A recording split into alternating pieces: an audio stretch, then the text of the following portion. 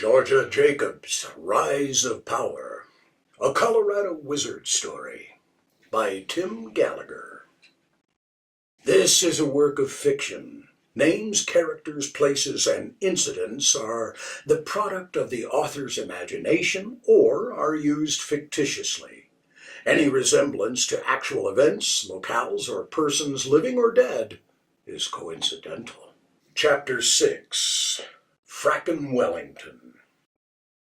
3 investors stroll into Wellington's library and get seated at the large table in the middle, which has been cleared of previous maps. 2 more investors appear on the large flat-screen TV nestled among the bookshelves, with the large map on the easel just off to the right of the TV. With the investors on the screen, a technician sitting at a computer desk in the middle of the library works with several other monitors and keyboards. Wellington has arranged a meeting with his investors in which he will give them a demonstration of his strategy to build a fracking empire in Colorado. Justice fixes himself a coffee drink from the wet bar on the far side of the library. "Come on, come in, have a seat," he says, carrying his drink and placing it on the table. "Well, looks like we have everyone here. Hello to those on the video. Wish you could be here in person," he says loudly. From a business phone on the table, 2 investors chime in with their greetings. "I would have called myself, but I have a few concerns I would like to discuss in person," says Investor 1, a wiry man who was born to crunch numbers. "I'll be happy to answer any questions after our demonstration," Justice replies. Turning his attention to the presentation, he speaks louder and more deliberately so those on the video can hear him clearly. "As I promised, I wanted to show you our progress, and what better way than to show you fracking in action. We all know Colorado has a long history of fracking, or hydraulic fracturing, the shale underground.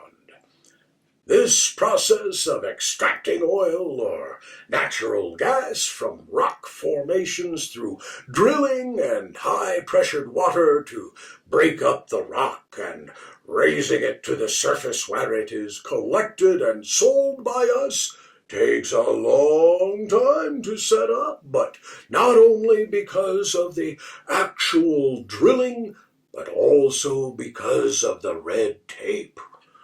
It's time-consuming to bring that energy to the surface and store it someplace. For a long time, drilling has been restricted to vertical extraction, requiring many wells.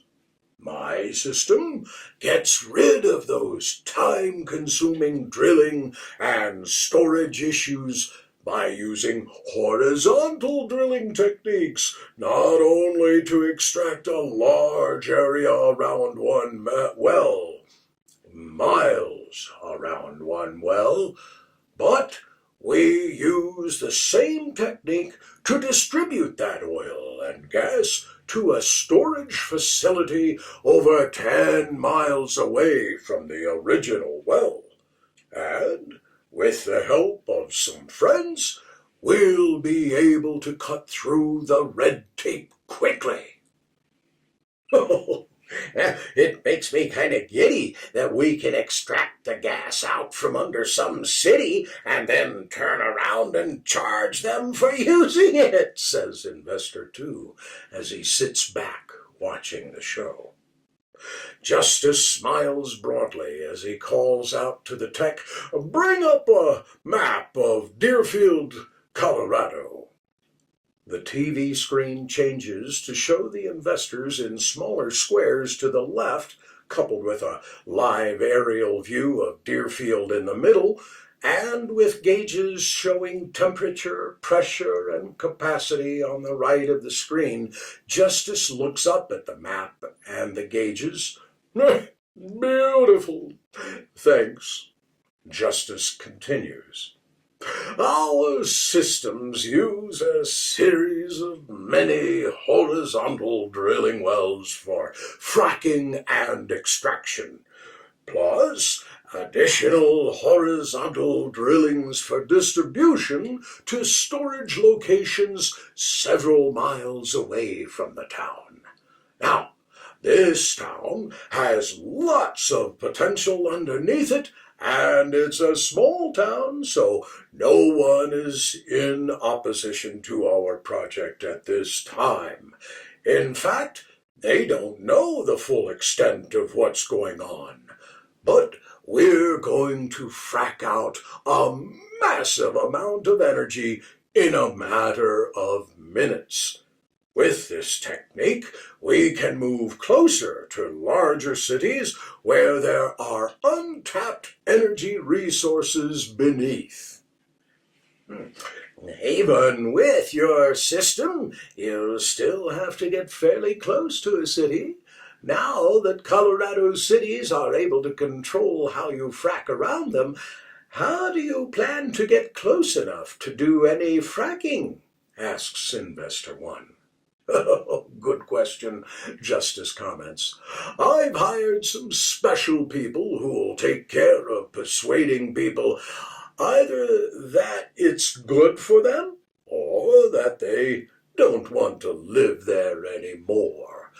They will ensure that businesses are on board or that they no longer want to be headquartered there.